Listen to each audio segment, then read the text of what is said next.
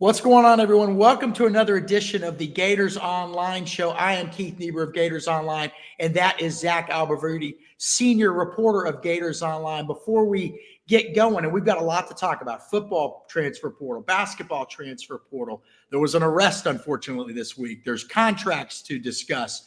Zach, how are you doing?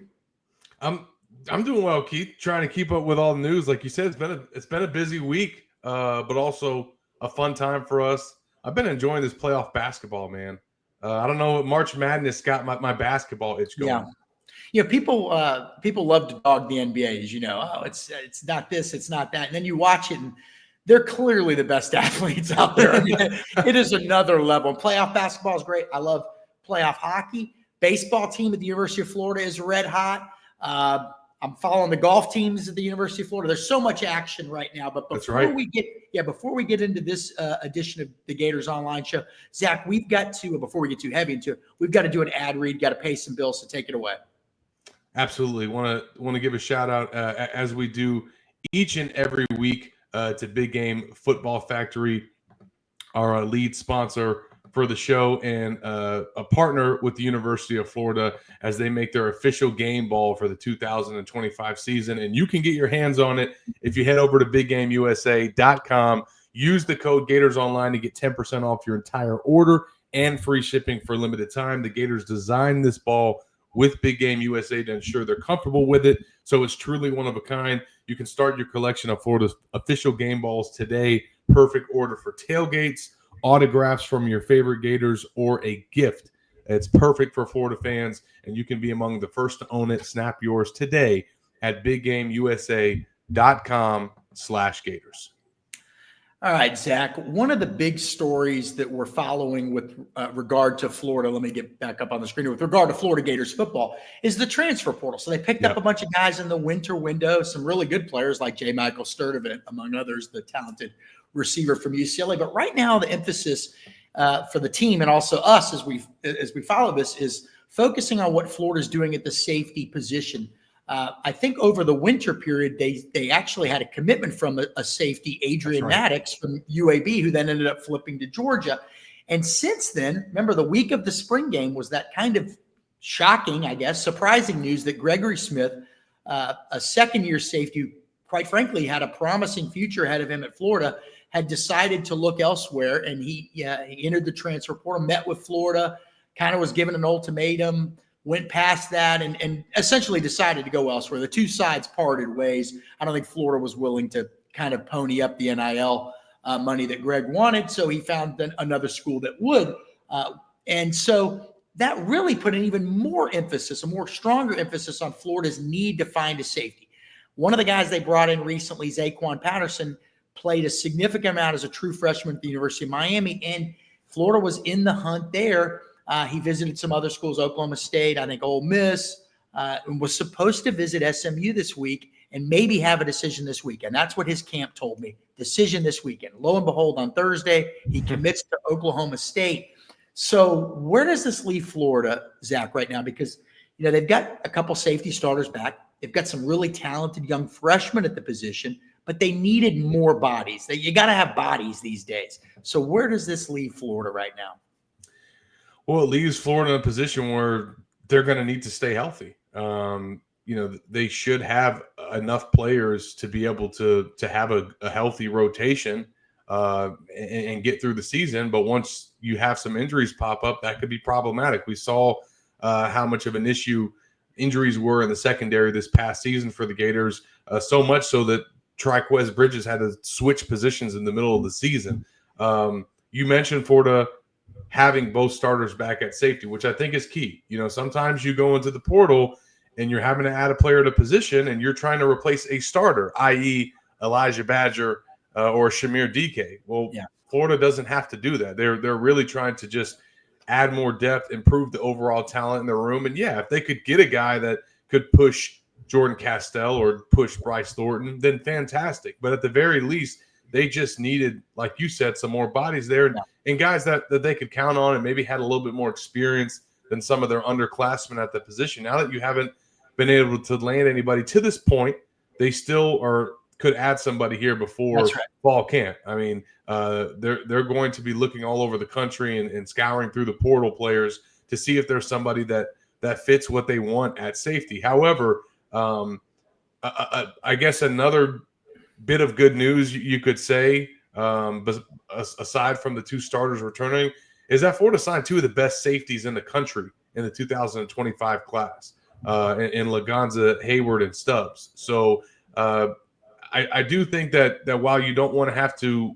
play true freshmen or rely on them too much, those are two really talented guys that I think were probably going to be on the field for the Gators anyway in some capacity. So now you're probably going to need them to step up and play a little bit more prominent roles. However, again, they are two of the best safeties in the country. So kind of when you sign players of that caliber, you almost expect or kind of need that from them. And as everybody knows, the farther away that you play from the line of scrimmage, the easier it is to play as a freshman. So the fact that those guys are playing in the secondary could allow them to help in the rotation. All right. And I'm coughing here.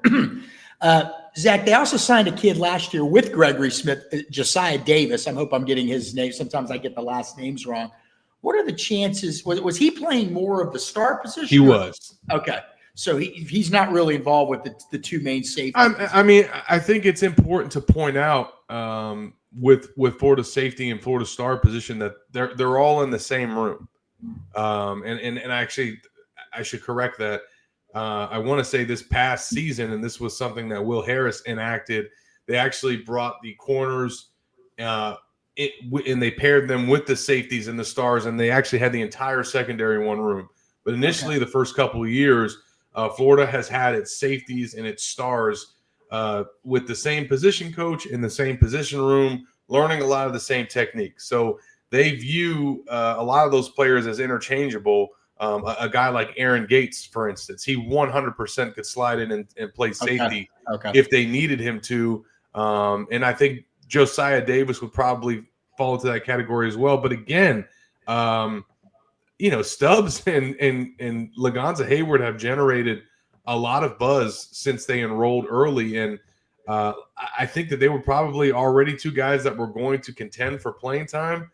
And now, Keith, I think that they're going to have an opportunity with Greg Smith leaving because he 100% was going to be part of that rotation.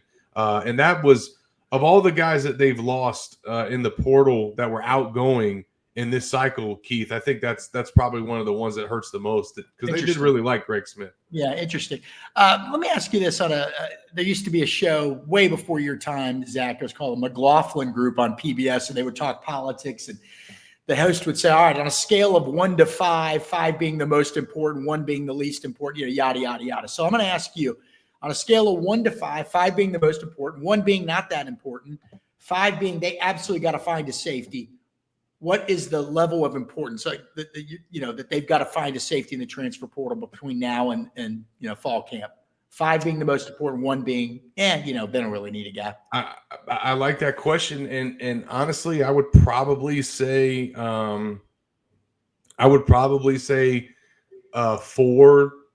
You could get away with maybe 3.5. It's definitely not a 5. Like a 5 to me is you're trying to go out and get a starter. Yeah. So I think that you could, and again, you could make an argument that it's 3, 5, or 3.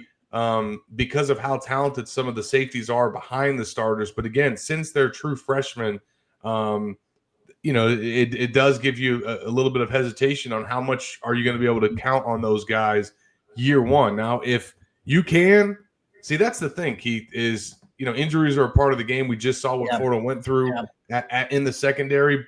Having said all that, if Jordan Castell and Bryce Thornton play the entire season and make it through without having to miss games, and Laganza Hayward and Drake Stubbs also do the same, Florida will be fine at safety. You need other pieces so that, 1, you have competition and practice and more depth, but 2, because injuries do come up, you have to have other guys that you can rely on. You just can't count on your 2 deep.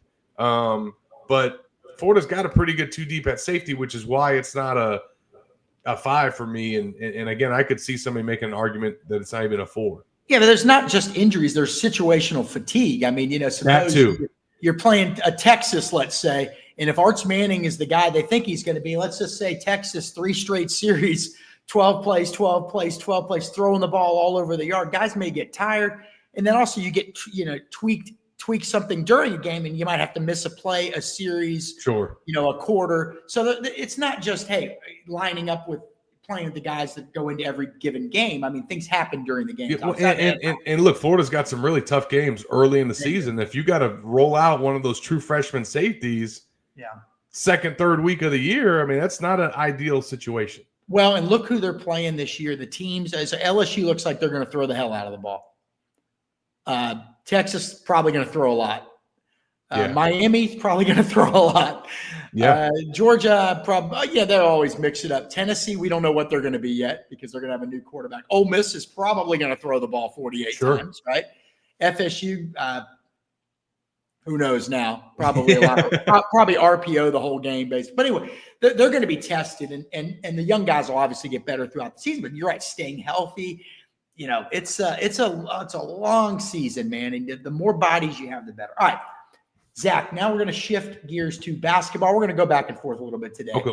Well, go ahead. You want to talk about just – I just think I want to address Florida's just transfer class as a whole. Go ahead. Because, I think going into it, we knew that they needed to address some positions, but this was always never going to be a big transfer class for the Gators. One, they just don't have the scholarships to do that. They are already – at the 85 limit, give or take a spot. There's some ways that they can work with the numbers to bring in some more guys, but they just do not have a lot of room. That being said, going into the portal cycle and going into the offseason, they absolutely had positions and had players that they needed to add guys at. And I think number one was at wide receiver. I mean, they had to find some players that could help replace Elijah Badger and Shamir Dike to where you weren't just having to rely on these true freshmen to come in. And again, we just talked about true freshmen playing right away. I think that Florida has some guys at wide receiver that are going to be able to do that just like they should be at safety. But I would say that it's even easier to play as a freshman wide receiver than as a freshman safety. So they needed to go out and get an experience player. They also wanted somebody that was a big body, kind of a different skill set than what they have at the receiver spot. And from all indications that we've gotten so far, I mean, they absolutely hit it out of the park with J. Michael Sturdivant. I mean, that guy's going to step in, be a day one starter. This is a guy that Georgia wanted. A lot of other premier schools when he entered the portal, and the Gators were able to get him in games. So I think that was a big get. It won't get talked about a lot, Keith, but punters are people too. And Florida had to replace Jeremy Crawshaw, and no one's celebrating this offseason because of Florida landing Michigan's punter. But that was a very important get. That was a starter that you had to go get. I mean, I wasn't a backup, I mean, they had to go get that player. And can I cut in 1 second? Sure. And you're, this is your beat, obviously, but I did talk to somebody who would know about the special teams. And I asked him about Tommy Doman, the transfer punter from Michigan. And they said, because I said, look, you look at his statistics, and we brought this up before, they don't really compare. They're not Jeremy Crawshaw type statistics. Do you know what I mean? They're just not. And so it is explained to me that, look, you play in different situations. This guy plays in a little bit more cold weather. There's, there were some extenuating circumstances, but the gist of the conversation was that Florida believes he is a quote unquote real one. They think Tommy Doman is a legit guy that himself will be playing in the NFL. So again, Zach, that's a great point that you brought him up, because nobody is talking about Tommy Doman. Nobody. But if you didn't have a punter and you were relying on your true freshman that they signed, no disrespect to him, but I mean, that's not where you want to be on special teams. Yeah, and when you look at the SEC, these games are getting so competitive now. They've always been competitive, but the SEC's gotten better in the last 30, 40 years. A 3-4 yard differential per punt, right, is huge. It is huge over the course of the game, making your opponent go a little bit further and a little bit further, because the further they have to go, the more likely something's going to go wrong, right? The more likely something's going to break down. They're going to commit a crucial penalty. They're going to commit a turnover. And so, and obviously Florida special teams, I thought made leaps and bounds improvement last year since Joe Houston arrived. So, and that was a big one. Are those the two biggest to you, or is there another transfer portal pickup that you're like, okay, I'm liking what they did here? To me, those are the biggest two, because those are two guaranteed starters. Like, they are 100% stepping in, starting from day one, and any transfer that you add that comes in with those type of expectations is an important get. I would say the other two that stick out to me, Florida had to go get a backup quarterback, and obviously they got kind of screwed with that situation on Deshaun Purdy, having landed him, signed him, started his enrollment process, only to have to let him go and go back to the drawing board and still end up with Harrison Bailey, who, again, all things considered, given that situation and how Florida had somebody in the bag and then had to go back to the drawing board after so many quarterbacks had been snatched up and signed from the portal. Under those circumstances and in that scenario, to end up with Harrison Bailey is not the worst case scenario in the world. I'm not touting that signing by any means. I'm just saying they had to get a backup quarterback. And given how that played out, it could have been a lot worse. Like, they could have lost to Deshaun Purdy and then not ended up with anybody. They could have been in a situation where it seems like they're at right now at the safety spot. So to get Harrison Bailey, who's a starter in the SEC, just won MVP of a bowl game at Louisville just this past season. Like, there are worse things that could have – there are worse players that they could have added. So, but if you want to chime in. No, I want to go ahead, finish your thought on Harrison. Yeah, I just think, obviously he's still got a ways to go, but he performed better in the spring game than I had been anticipating. So if he can continue to play like that, that's a serviceable backup that you now have at that position. Okay. So the edge position, Kofi Asari, UMass transfer. So what Florida? Let's just back up here. What Florida played at the weak side edge, the Jack position last year. You had Jack Pyburn was starting at the end of the year. He transferred to LSU. TJ Searcy was in the rotation. He transferred to Texas A&M. And then you had George Gums. Gums is the one returning guy from that group.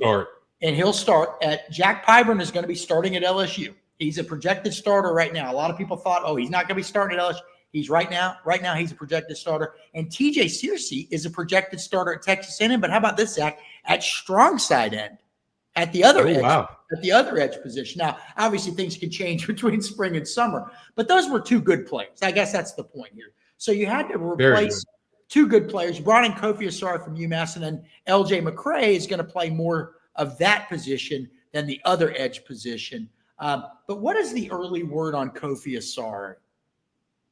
Yeah, he's a guy that I think that, coming over from UMass is probably a bit of an adjustment so far. But they like his game. They like his work ethic. They like the way that he's kind of taken into their defense and that role that he plays in that jack position. But to be honest, he's going to play and he'll be in the rotation. I just don't know.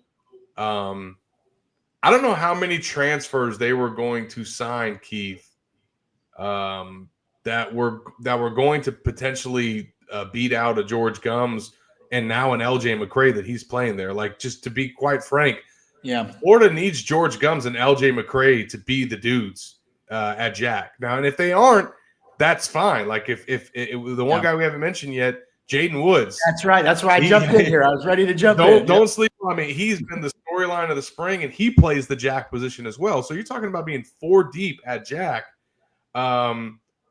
It sucked to lose Jack Pyburn and it sucked to lose TJ Searcy, but to have that many guys that could potentially play in the rotation, Florida's in a good spot there. And I also think that that's also probably why they weren't going to go out and maybe pay a crazy number to go get a player at Jack, whether that's paying a guy that was on the current roster to stay or paying a guy out of the portal, because look what they have. They have LJ McCray right there. Like, you know what I mean? Like, you need LJ McCray to be that guy. You don't need to go pay for somebody else. So I think that in that context, Kofi was a great pickup because he's a guy that comes in and he's a veteran player. He's played against SEC teams. Yeah. He's very productive. And he also still gives you another player there, so you don't have to throw or depend on Jaden Woods too much right away. But the coaches have said straight up that he's going to play as a freshman. Back when I was at school and Steve Spurrier was the head coach, I'm a little older, they were asking him once about a safety moving from one spot to another. And Steve Spurrier basically, in a nutshell, was like, I don't see the big deal. The guy moved this far. He moved from here to here. Like literally he moved this far. And I got that feeling when we were talking to Ron Roberts, what's his title now? That he runs the defense. I call him. He's the defensive coordinator, man. He's calling the plays. I mean, we talked to Ron Roberts during spring camp, and people asked him about LJ McCray, the transition from the other edge position, the F edge, to the one he's at now. Sorry, I'm getting text messages, of course, and he basically said, look, they're kind of doing the same thing. I mean, one of them, you got to probably, the F position, I think, Zach, you got to set the edge. In the dirt. You got to set the edge more on the run. Yeah, whatever. Probably a little bit more physically grueling at the line of scrimmage. But the main one where LJ McCray's at now, the Jack, those guys get after the quarterback a little bit. But Ron Roberts broke it down and said, look, it's not that much different. The transition's going to be pretty simple, they felt like, for LJ McCray, because I think he said 80 to 90% of what he was doing at the one is applicable to what he is doing at the other. For those people concerned about a guy switching positions, Ron Roberts, who's been around the block, didn't seem concerned, felt like he would be a natural fit for that. So I just wanted to throw that in there. Zach, ready to talk some hoops again? Or we one more thing I'll address. It's not all good news, right? Like I'm kind of running through the big needs here that they had in the portal. Sure. I think it's important to point out that they didn't hit at safety and they didn't hit at nose tackle. And honestly, to me, nose tackle is the more concerning miss or player that they didn't get, because here's why. At safety, they're not replacing their starters, as I keep saying. At nose tackle, they are. And they're not just replacing their starter, they're replacing their top two players. They're replacing Cam Jackson and Desmond Watson. So to me, they needed to add a nose tackle, and they did not do that. And yes, they added the Baylor transfer. He plays end along their defensive line, or defensive tackle to some people, but he's not a nose tackle. He is not 320, 300 plus. Now, maybe he has the position flex to do it, but the way that I looked at his addition was more as a replacement for DeAndre Robinson, who plays that same spot, which is where Caleb Banks plays, Brian Taylor Jr. plays. That is where he's going to play primarily. He's not going to be a nose interior lineman. So the good news on that front is that there was the unknown of, hey, how is Jamari Lyons going to come back from injury? Yeah. Is he going to be the same? Is he going to have the same first step? All indications is that he's on track. He was ahead of schedule this spring. He looked good from what we got to see in practice. And he's still probably projected to start there. And then Mekhi Barrow had a really good spring as well. So I think they know who's going to have to step in and start, Keith. But to me, if you're looking at any positions to be upset about, if you're a Florida fan, I would be more concerned or upset about them not getting a nose tackle than them not getting a safety. It's interesting. I keep wanting to transition over to basketball. I get so excited talking about hoops, but it's interesting that you mentioned the nose. And here's something. So not only did they lose the top two guys on the depth chart, Cam Jackson and Desmond Watson, they lost the two biggest guys. I mean, I guess Burrow's as big as those guys. So two of the three biggest guys on the team gone. I know Cam Jackson, I saw somewhere where he was listed at like 330, 335 with the NFL draft. Yeah, he dropped some weight. Okay. That's as small as I've ever seen him then, because that guy is huge. And then Desmond Watson, obviously north of 400 pounds. And Mekhi Barrow's in that 380 to 400-pound range last I checked. Now, you got Shivers, but he's a freshman. He's a true freshman, grueling position, taking on two blocks every like play. We said, the closer you play to the line of scrimmage, the harder it is to play as a freshman. That's right. And Jamari Lyons is not – I think he's a great player, by the way. I'm a Jamari Lyons guy. But – He's not 350 pounds. The transfer from Baylor, Brendan Bett, I'm looking up his height and weight. I think I want to say he was 3. I think he got up to 300 at Baylor. So you're right, but you're right. He's not a 380-pound nose. He's more of the other position, the other defensive line position. Yeah, and in Florida's defense, it's called an end. Yeah, he's 6'5", 300 pounds. In Florida's defense, they call it an end. It's literally end, END, but it's a defensive tackle. I mean, that's where Caleb Banks plays. Yeah. All right. Are you finally ready to go into basketball? Did I cut? Well, one more. No, I'm just kidding. I mean, the other position is offensive line, but they've come out and said, hey, we looked at the portal players. We felt good about our line. Well, and I think potentially they could still be in the market for depth positions, depth players, at tight end maybe, and at linebacker. So people say, linebacker, Niebuhr, you idiot. No, they've got a lot of great linebackers. That's not the issue. The issue again is depth. Do you need one more body? And but also do you rob Peter to pay Paul? They have choices to make. And think about how hard it is with an NFL team only having 50-something guys, let alone what you have on a college roster. But do we as a program, they're thinking, if you have one spot remaining, where do you choose to use it? Where one scholarship open? So those are some areas they're looking at as well. So and here's the thing though, Keith. Yeah. You mentioned depth pieces. Let's say that was the backup safety, or let's say it's a backup linebacker. Yeah. Florida's had obviously some safeties in. They've hosted some, and they've decided to move on. Are you going to pay a guy that is coming in to be a backup more than one of your starters? Yeah.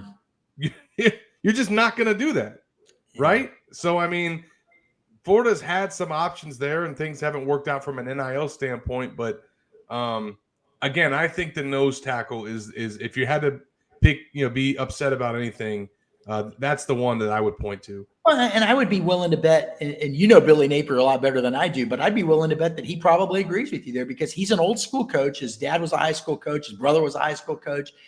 Old school coaches, they build teams. They think about building a team from the inside out, right? Yeah. So what would be the most important position on the defensive line? Well, that one. Well, and remember, Keith, who's the first transfer that they brought in for an official visit this offseason? The Keyshawn Silver.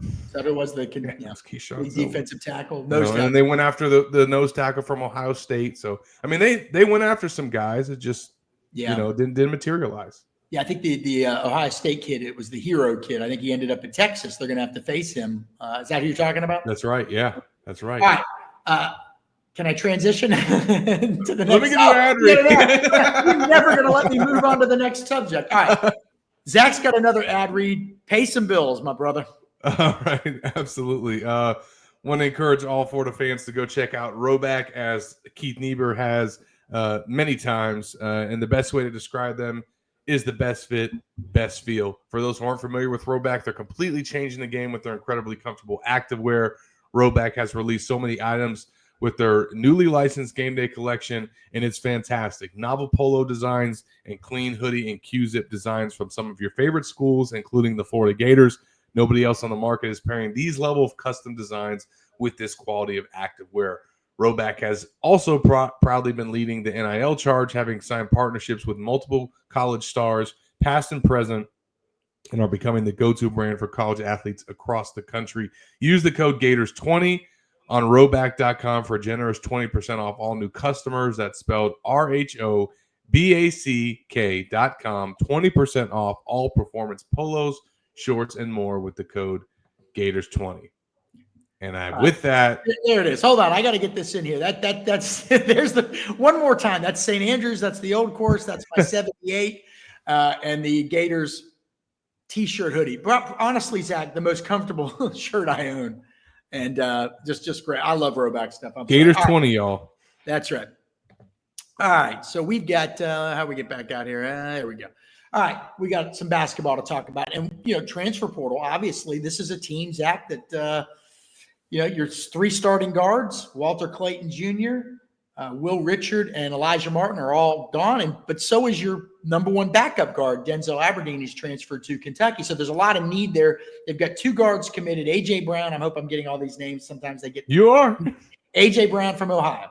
Very good player. Brother already on the team. And then Xavier Lee from Princeton, the talented point guard. Boy, I tell you, when you watch his film, his highlights. That guy's got some unbelievable vision. It looks kind of like those old and one videos where the guys just look at one way. I mean, it's some unbelievable stuff. But the work is. I've seen some street ball videos with him too. Oh, have you really? Oh, well, yeah. But the work isn't done, and we thought maybe this week, we were ready. You and I were ready.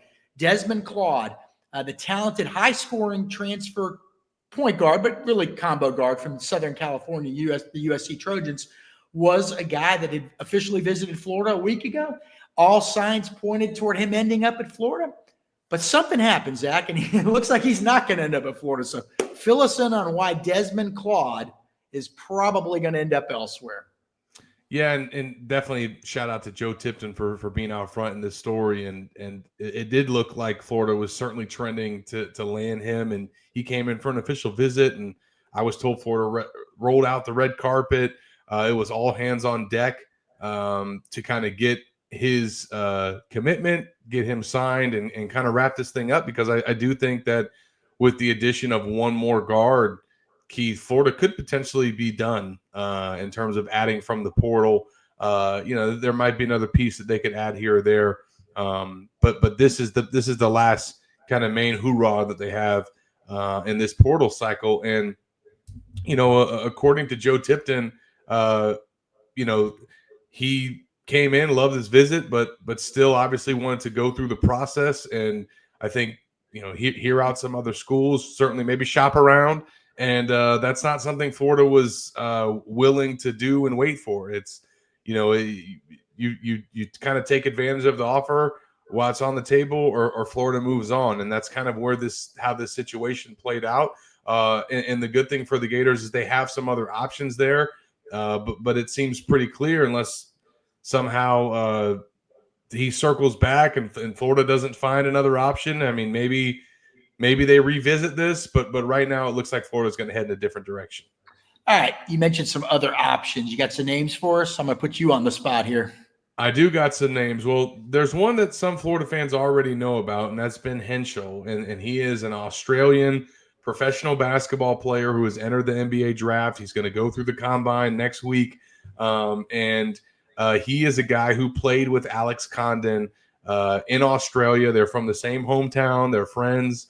And there's obviously the connection there. So much so that they trained together, actually, in California recently for the combine. That's how, much these guys know each other. And so Florida has obviously been in contact with him. And he is someone that is obviously going through the process. However, if he decides not to turn pro, there is some consideration potentially from him to go and play college basketball and kind of follow the route that a lot of other international players have taken, i.e. Urban Klabzar.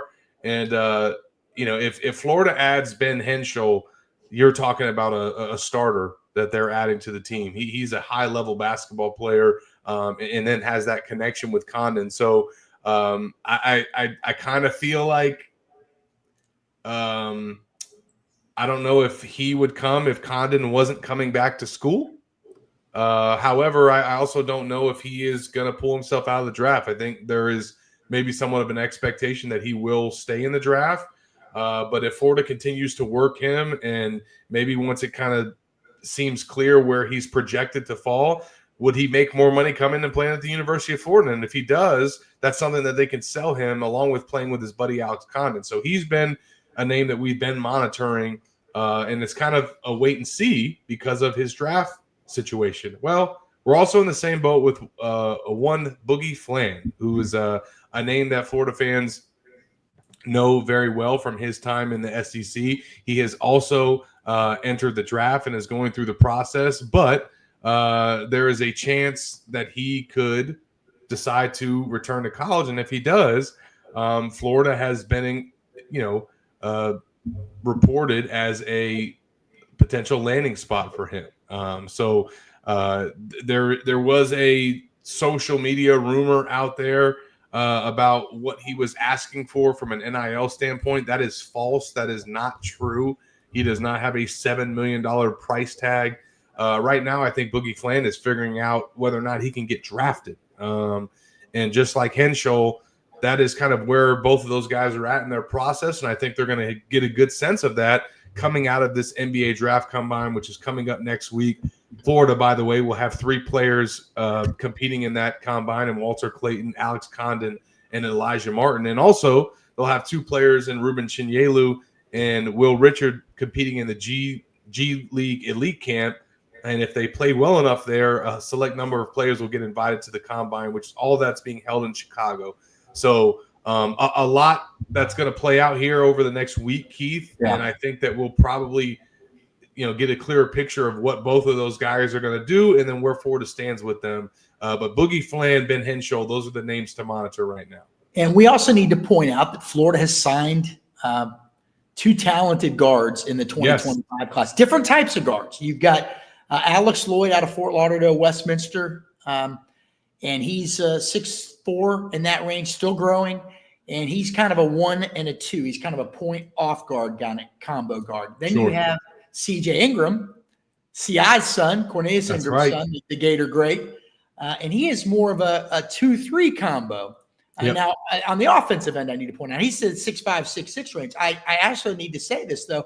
On the defensive end, they each can guard 1, 2, or 3, and CI in a jam could probably do a little bit more. In fact, here's an interesting thing, Zach. Last year, I called him CI. CJ Ingram, last year when he played at his final season of high school, he played at Montverde Academy, right? Well, Montverde was a little short on depth inside. He actually played a lot of power forward. And he's not going to play power forward in college. But that experience of playing power forward against a national schedule, could have him well-versed to be a guy that in a pinch can do some damage down low on the defensive end in particular. So, you always have to think about the defensive side of things too. And, I think back to the 04s, those great teams, Zach, what really set them apart to me way more than the offense was what they could do on the defensive end, particularly a guy like Corey Brewer, who didn't get as much attention as Noah and Horford at times, but the fact he could guard so many different players. So Florida's got 2 exciting young guards coming into the program. They're going to have a chance to play, I would think, Zach. And, I think one or both of them could make an impact, Keith. Interesting. That was somebody asked for one of our live chats last week. What was one hot take I had for Florida's basketball roster, and that was it. That as much as we're talking about the transfer portal and some of these guys that they're going after and some of the ones that they've already signed, I do think that Florida's incoming freshmen are going to play more of a role than maybe we expect. And I don't know if it's one of them or both of them, but they're both very talented players. And, if that happens, that's going to help lessen the need for maybe Florida obviously is going to get away with just being able to sign 3 guards from the portal whoever they end up with the last one, and then but they lost 4 because you mentioned Denzel Aberdeen. Well, they don't need to go get 4 guards out of the portal because of those 2 that they got coming in. And I should point out, I've interviewed both these kids, Alex Lloyd and CJ Ingram, multiple times, and they are supremely confident guys. In my personal opinion, I think CJ probably has a little bit higher of a ceiling than Alex Lloyd. I'm sure I'll be totally wrong here, but I think maybe right now coming in, Lloyd may be a little bit more polished right now. Now, again, the basketball staff, if any of them are watching or listening, they're probably like, "Oh God, give this guy the hook, man." But that's my personal opinion. But CJ has more of the football background too. Well, and he's a slasher scorer. He can do a little bit of everything. Actually, not even a little bit of everything. He can do a lot of everything. And Alex Lloyd is a great defender, multiple steals a game, but he can make shots. In fact, I saw him play last summer up in Atlanta at a big Nike EYBL event, and he could fill that bucket up. He can make some long-range shots. In fact, Zach, you saw the story I wrote about him this week. He said, "Hey, I think I'm as good a shooter as Walter Clayton, if not better. If not better than Walter Clayton." Come on, bring it. Come on down. You could make an argument that Walter Clayton, based on that senior season, is a top 5 shooter in SEC history with Maravich, Chris Jackson, and probably some guys from Kentucky. Okay. Yeah. Look, you want them to have that confidence coming in. They both have great AAU backgrounds as well. They played at high-profile programs against high-profile competition. If any 2 guys would be ready to come in and do something, maybe it's these 2 guys. But the history of Florida basketball, Zach, tells you that even the 04s, Horford, Noah, those guys they weren't already right away. They were not already right away to come in and be, dominant players. There's been a few guys that could do that. But not a lot of them at Florida. Mike Miller was one. Vernon Maxwell was one. But there ain't been many in that first year. So it's going to be fascinating to watch and see what they can do. You ready to transition again, Zach? Yeah. Well, now we get to some contracts. That's right. Todd Golden. Poor guy's been struggling to put food on the table. And now he's got this new deal. You and I both love this guy. I mean, you're around him a lot more than I do. I just the one time I actually got to talk to him, I was just like, man, this guy gets it, and I really enjoy talking to him, and he's earned it. And there's no doubt he's got a new deal. Give us the details. It's going to pay Todd Golden a lot of money and probably keep him in Gainesville for a while, Zach. Yeah, this is big for Florida to be able to get this deal done. Definitely toot our horn a little bit here because we reported at Gators Online last Friday what we were hearing on this. And, we didn't have the exact number yet, but we had learned that he was going to be the fourth highest paid coach in college basketball, which is a massive jump from where he was, and kind of speaks to the commitment that Florida is making in him. And obviously what he's earned to get this, I think obviously by winning a national championship, he put himself in an elite club in an elite category, and he had to be paid accordingly. And I certainly commend Florida and Scott Strickland for taking care of him in that fashion, because you looked at where he ranked previously. This past season, he was, number 34th nationally, number 11 in the SEC. And, that you hear that now, hindsight's 2020. Everybody knows how elite he is and the incredible job that he did to build this roster with his staff and then go out and win the national championship. But, prior to last season, I don't know how many people maybe were up in arms about where his salary ranked in the SEC. Certainly, it needed to go up, and that was kind of where his trajectory was headed. But I don't think anybody saw this much of a jump. I mean, the amount of money that he's making now in this $40 million deal that he signed, he got a year extension, so it's a 6-year deal, but it raises his annual salary by $2.65 million, and now he's making on an annual basis $6.75 million, and that ranks as the fourth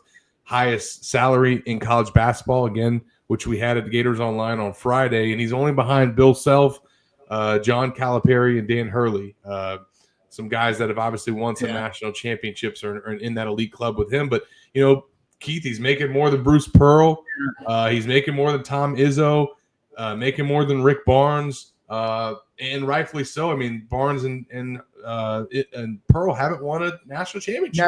No, they haven't. And Tom Izzo, he's been to a lot of Final Fours and Elite Eights, but he hadn't won a national championship since 2000 when he beat the Gators. That's right. So I commend Strickland and again the administration for paying Todd what he deserved. And look, by the end of his contract, and I don't think he'll get to this because he'll probably get a new deal, but at his last year of his contract, he'll be making $7.5 million, which is right under Dan Hurley. So kudos to him and congratulations to him as well.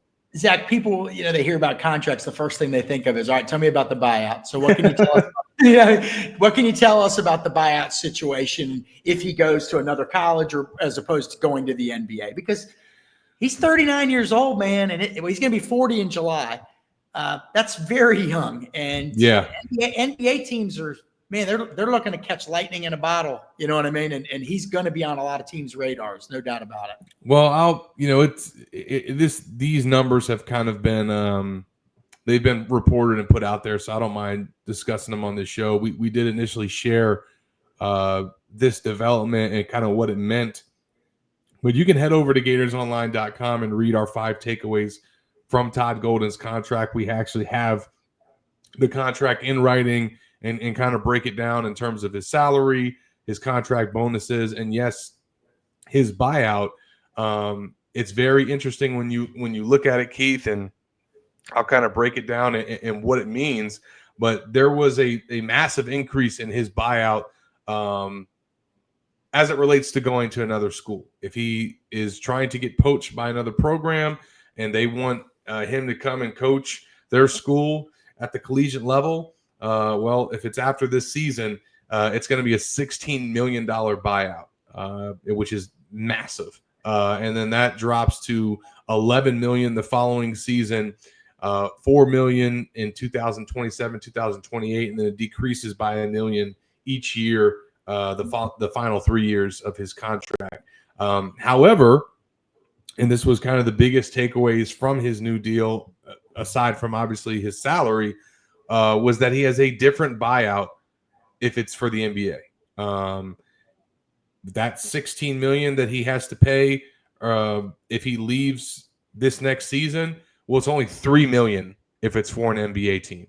The $11 million that he would have to pay in the second year of his current deal, if he were to leave for another school, it's only $2 million to go to the NBA, and then it's $2 million again the third year, $1 million the fourth year of his contract, and then zero his fourth and fifth year. Now, by the time he got to the fourth and fifth year of his deal, if he was still at the University of Florida and still killing it, he'll have a new contract and he'll have a new buyout for that year. But obviously, I did some digging into this, and this is something that I was told from sources that Golden's agent wanted in this contract for him, the opportunity to be able to go to the NBA if the opportunity presents itself.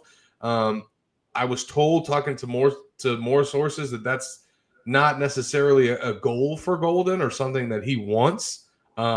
He doesn't want to go to the NBA because, look, I mean, the reality of it is that he can make more money at Florida, especially if his salary continues to increase, than most NBA jobs. And the job security that he would have as the University of Florida coach would be much higher than some NBA jobs. So I don't necessarily think that is – obviously can't rule it out. And if he gets to the point in his Florida tenure after a few more titles that he wants to go and give it a shot, he could reach that point in his career. It's not a burning desire that I think is happening right now. And I know from speaking to sources that Florida's biggest concern is another school trying to come in and get him.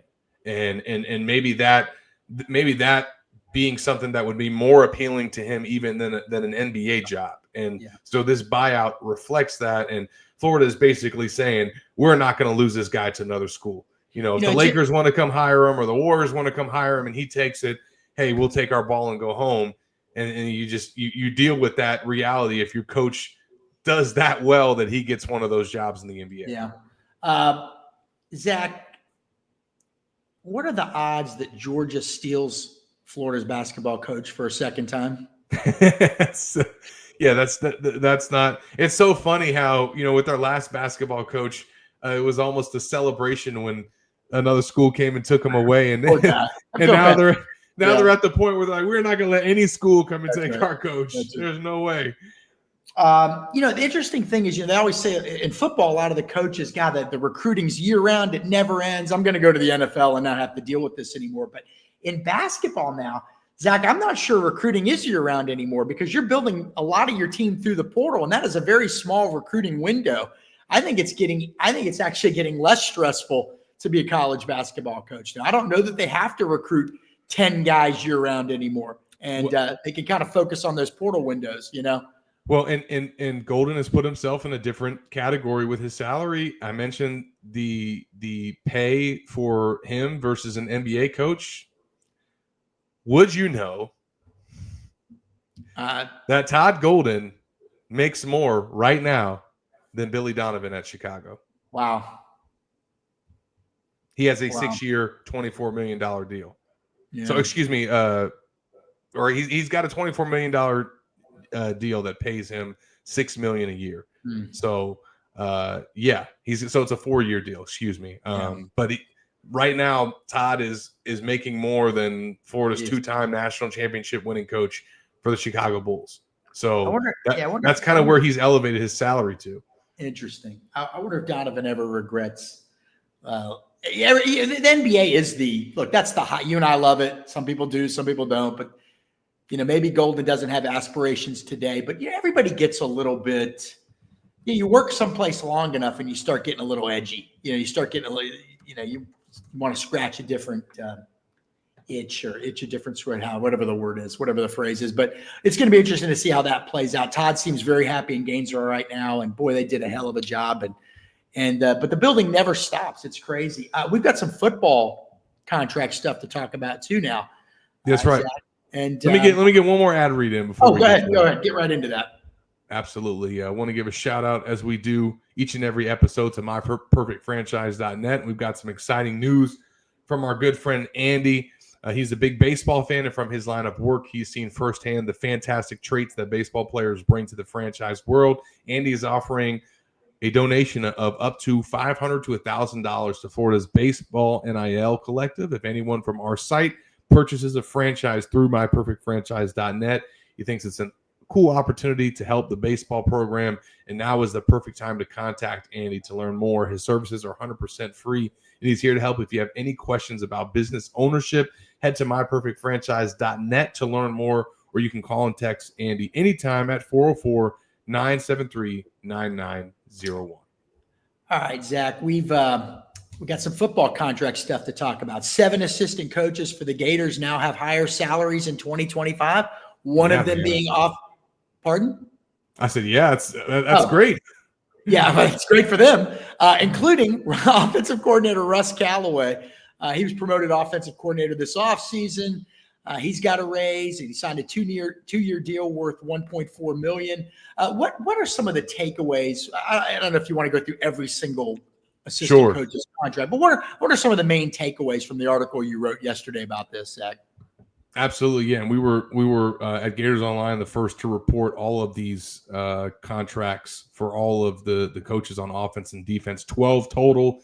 Again, that number has increased because of the NCAA rule change. Florida can now have more coaches on staff that are paid and listed on the website as assistant coaches. So that's why you have 12 on offense and defense. But one of the biggest takeaways to me was that 3 coaches are receiving a $200,000 raise this season, and that kind of speaks to Florida, taking care of those guys and making sure that their staff is well compensated. Now, one of those guys was already scheduled to earn that in Ron Roberts. His salary jumps from $750,000 last year to $950,000 this season, but that was already a deal that he had in place. But still, a $200,000 increase. But 2 other guys that got increases were Gerald Chapman, the defensive line coach, who signed a new 2-year deal worth $1.625 million. Excuse me. And then Jabbar Jalouk also received a $200,000 raise as well. He signed a 2-year deal worth $1.325 million. And honestly, I think both of those guys. Very deserving, Keith, to kind of get that type of raise, especially, Jabbar Jalouk. He's been so productive and successful with the running back position at Florida, and now he's compensated as such. And then I think we all saw Gerald Chapman, how much of a hot commodity he was in the offseason once the Chicago Bears came after him, LSU came after him. I think there was one other school that potentially reached out as well. So Florida gets him on this new deal. And he'll make $850,000 in 2026. So a big jump for him, a big jump for Callaway as well. And then they just signed all these guys to new deals. The one guy that didn't get a new deal but got an extension was Jonathan DeCoster, and he signed a 1-year extension for that added on to his deal that'll give him 2026 and a raise that year. I think the other takeaways from this is there was a change for Rob Sale in his salary and his title. I think that title is the reason why his salary has dropped a little, because when you get those co-OC tags and co-DC tags, those come with pay raises and contract incentives. So he no longer has the co-OC title that he had. Obviously now it's just Russ Callaway with the OC title all to himself. But Rob is still, making, $800,000 this year and is one of the highest paid offensive line coaches in the country. So, and deservedly so. Obviously, the man's put 2 bricks in the ground. But just some shuffling there in terms of the titles there and how it affected their salaries. And then we got the contract information on Florida's 3 new assistant coaches as well. Sunseri, Bala, and Darren Wilson. Bala and Sunseri obviously have the code DC tag, so a little bit more of a pay that comes with their contracts. The last thing I'll note, Keith, is shout out to Ryan O'Hara.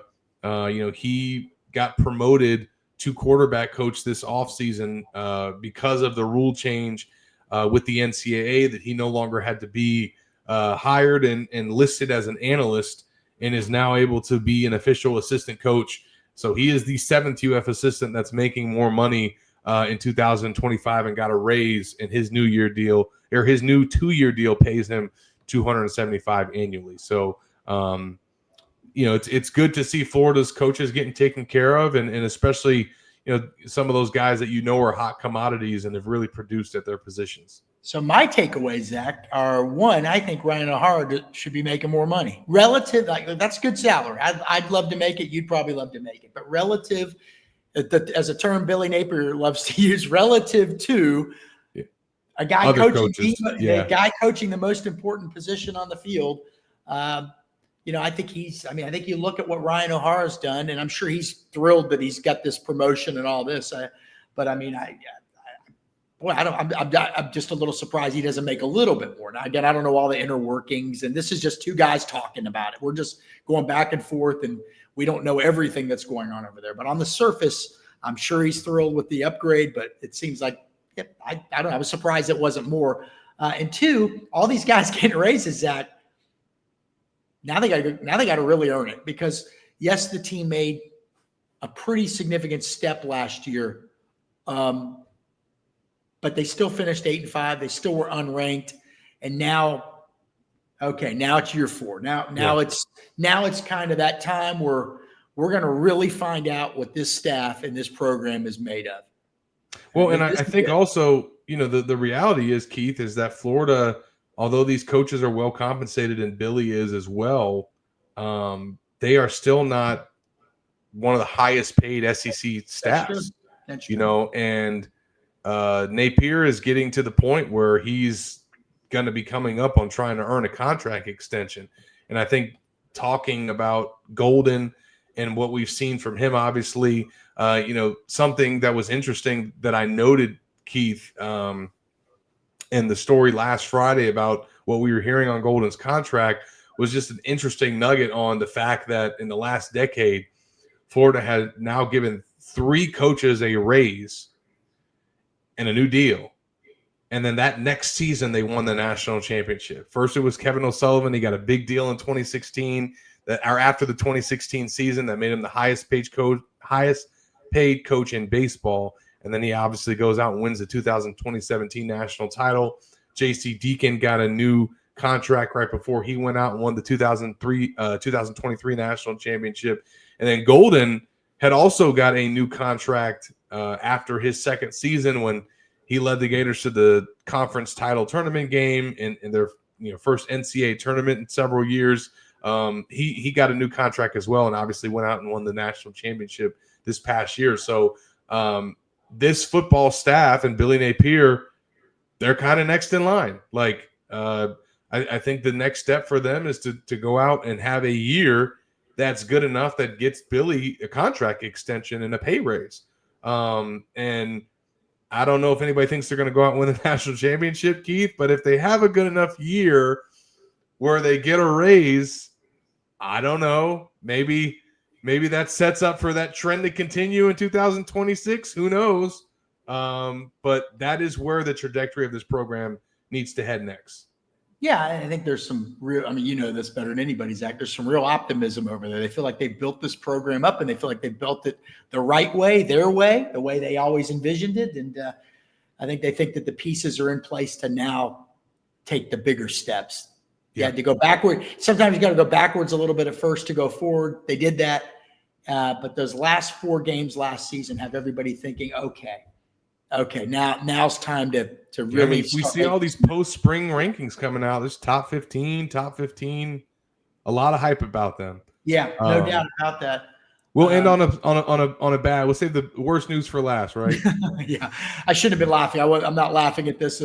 Well, look, last week in Tampa, cornerback Dijon Johnson, a Tampa native, was arrested. He's charged, facing charges. We always need to say that. He had, at the time we're recording this, he's facing multiple charges, a couple felonies, some misdemeanors. And Zach, I'm going to let you give some of the details, but again, things change fast, and so as we're recording this, it could be different by the time you actually are watching this. So, but Zach, it's kind of it'd been quiet. They hadn't had a lot of guys getting off the field, have too many off the field issues the last couple of years. So this sort of came out of the blue. What can you tell us your latest reporting, and then we'll kind of wrap it up from there.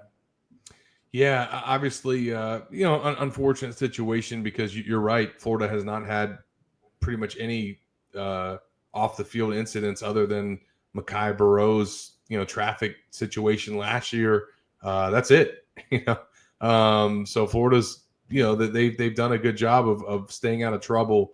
And unfortunately, Dijon got himself in a situation now that he's working through with his attorney. We hadn't really heard much in the days since the news broke, other than a statement from Florida, which came out and said that they were aware of the situation with Dijon. They're continuing to gather facts and cooperate with and monitor the legal and administrative process. Well, then we heard this week on Wednesday from Johnson's attorney, Tim Taylor, who put out a statement that certainly seemed to speak positively toward Dijon's situation and maybe kind of their expectations for how this is going to play out. Tim Taylor said in a press release Wednesday that we are in dialogue with the state attorney's office regarding Dijon's traffic stop last week. At this time, no formal charges have been filed. Any potential charging decision will, of course, need to be consistent with Florida law. We are eager for all the pertinent facts to come to light. And that last sentence there is kind of people, taking it as a sign that they feel like this is going to end up working out in their favor. Do any charges end up actually officially being filed, or some of them dropped? There's a lot that we still are going to learn here in the coming days and weeks. But just certainly asking around the program, Keith, and then seeing this statement from his attorney, I don't think that this is going to be anything that ends up being too serious for Dijon, and whatever discipline or trouble that he faces from this, it isn't anything that should be too impactful. So, but at the end of the day, you don't want these headlines, even if it's not as bad as it looks initially. It's still not good. Well, and I always caution people because, the easy thing to do is to jump to conclusions one way or the other. We always want to believe our guy, no chance he did anything wrong. And we want to believe the guy that's playing for Georgia is not only guilty of what he's charged with, but 20 other crimes. Right? So I always let's just see how it plays out. But really, as a young guy, and I covered his recruitment, and him. Yeah, great kid. This is if you want us to have a nice, productive society, you hope that it's a misunderstanding, that there's some elements of that involved here, and that and then he can get on with things and be a productive adult, because he's an adult now, and we should all be pulling for adults to do well, whether they play for the Florida Gators or not. So that's all I will say. So hopefully this gets resolved in a way that is good for all parties. Let's put it that way. Yeah. Zach, you want to just wrap it up with just a little bit of baseball? Can we do that? We can, because it's a big series this weekend. Okay. But first, look below. Be sure to like and subscribe on our Gators Online show, the YouTube channel here. If you like what we're doing, make sure you hit one of those buttons, or both. Tell a friend about it. Leave a comment. We try to get in and answer them when we can. And we're going to wrap it up. We got a big baseball series this weekend, Zach. And this baseball team, this Florida team, this Kevin O'Sullivan, man. God, it seems like whenever somebody wants to throw any dirt on this guy at all, like, hey, man, he's past his prime. he makes it to the World Series last year. I mean, you know what I mean? The guy's unbelievable. Okay, so it wasn't that long ago. Florida was 1-11 in the SEC. Florida is now 11-13 in the SEC, so 10-2 in their last 12. Now, look, during those 4 series in a row that they've won, Zach, 3 of the series were against lower end teams in the conference. I get that, but they also won 2 of 3 from Arkansas, which, oh, by the way, just swept the number 1 team in the country the week after Florida took 2 of 3 from them, if I'm getting all this right. So Florida at 33-17 overall faces number 1 Texas on the road beginning today. Texas, I tell you, they are good at every sport, just about. They really are. That was like adding another Florida to the conference, a school that is just good at almost everything. Texas, number 1 in the country, 39-8, 19-5 in the SEC. I'm probably going to win the SEC, but Arkansas did just take a little bit of bite out of them. That was in Fayetteville, we need to point out. And, of course, that was the first really tough road series for Texas this year, and they got swept. But this series is at home. Florida is red hot. Zach, obviously they lost a midweek game, but Florida is playing these SEC series a lot differently. They seem to be getting healthier. The pitching has been much better. And then last weekend in South Carolina, man, 30 runs in one day. Crazy. Crazy. So are they peaking at the right time? Was it a matter of getting healthy? How do you wrap your arms around this? Obviously the schedule's got something to do with it. It was a little more front loaded, but now you got to wrap up with 2 really good teams, Texas and I think Alabama next week. So how do they turn this thing around? Yeah. I mean, we've kind of saw how their pitching has been through some situations this year, certainly on the injury front, and just this last weekend against South Carolina, because of the rain delays, it kind of got put into a funk. It kind of ended up working in Florida's favor because they got Peterson in the doubleheader. But nonetheless, they've gotten some really, really strong pitching from him. I think Aiden King has stepped up as well. That Sunday pitching staff and that situation is still a work in progress. Getting Pierce Capella back could potentially be a good sign for the postseason.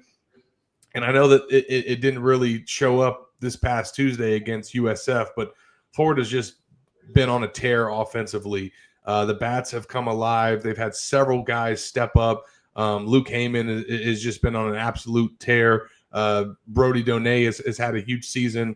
Bobby Bosner going into that leadoff spot has delivered some big hits. And then I think Ty Evans coming off of injury as well and being able to step into, a starting role once again and make an impact. And then, Kevin O'Sullivan talked about it after the sweep at South Carolina and kind of feeling like this guy wasn't necessarily getting, enough credit for his play recently. And then the SEC came out and said, "Oh, well, we hear you, Kevin O'Sullivan. So we're going to give Hayden Yost SEC Player of the Week." But he, along with Ty Evans, came up huge for the Gators in their sweep against South Carolina. And Kevin O'Sullivan said after the game that he's a guy that gets overlooked, but is swinging the bat extremely well. And when Florida's got it going like that, Keith, on offense, with their and especially if they're matched up with one of their better pitchers on a day like that, they're a tough team to beat, man. Because they got some guys also in their bullpen that can get the job done. They certainly don't have the depth and as many pitchers that they can throw out there as they have in the past, but they got some really good arms and they've got some guys that are swinging the bat well. And I know you can't compare scores. Every matchup is different, but they got to be at least thinking, hey, we just beat this Arkansas team 2 out of 3. 100%. Oh, yeah. And it just took Texas to the woodshed in Fayetteville, right? So, you had said last week, I think I asked you going into the South Carolina series, how many SEC wins did you think Florida needed to make the NCAA tournament? Did you say 12 and 18? 12, correct. All right, so they're sitting at 11 and 13. To get to 12, they just need to win 1 out of the next 6. Obviously, they're playing 2 great teams, Texas and Alabama. What is it? Are you still thinking 12, or do you think they're in now? What do you think? I think they're in only because I expect them to win. I expect them to win at least one more game in the next 6. And that's why it's okay if they lose this series. And I know Florida fans don't want to hear that. And I'm sure they're going in there with the mindset to beat this team, especially after what just happened with Arkansas. But if they lose, I think they just can't get swept. You know, Yeah. don't get swept. Don't put yourself in a situation where then you need to, you need to feel pressure with that last home series against Alabama. I think if they can get at least one win in Austin and be able to come home and with the goal of taking the series against Alabama, they'll get over 12 wins in that scenario and put themselves in a great position. But honestly, Keith, yeah, like they're past the point to me of now trying to get into a tournament, and is there a way that they could sneak in somehow and still host a regional? I mean, it would, a lot of things would have to go their way, but if they win the Texas series and they beat Alabama, they 100% could be in the conversation to host. Now, had they not lost against USF, that would have even given them a stronger case, but it really doesn't impact things all that much because their non-conference record was so strong. So if they win these next two series, they're cooking heading into the postseason. And by the way, if they win these next two series, you know what that means? That means they'd finish at 500 or better in the SEC. They were 1-11 in the SEC 5 weeks ago. 1-11. And if they win, that means they'll have ended the season also with 6 straight series victories. Well, then you start thinking they got incredible. Yeah, exactly. I didn't mean to interrupt you, Zach. They got 33 wins right now. If you go 4-2, let's say, I don't think they have any more. They're done with their midweek games, correct? Correct. So you're talking about getting to 37-19. Maybe go 1-1 in the SEC tournament. SEC tournament's now single elimination. Yeah, correct. 38-39 wins. You got to be thinking, man, with that schedule, you have to think they'd have a good chance of hosting. So anyway, or at least a realistic chance. All right, that will do it. Are you good? We done? I want to. Yeah, hey man. Is there another contract we got to pull up now? I cut you off about 19 different, or tried to transition onto something else. But anyway, listen, we appreciate everybody stopping by. Be sure to hit the like button, the subscribe button, leave a comment, and most importantly, please go to GatorsOnline.com right now. We've been on a roll since we brought Blake Alderman over recently. We've just taken our recruiting coverage to another level. Him and Corey Bender do such an outstanding job. So for senior reporter Zach Albaverdi, I am Keith Niebuhr. This was the Gators Online Show. Everybody have a great weekend, and let's see what the boys can do out in Austin, Texas against the #1 ranked Longhorns. Take care, everybody.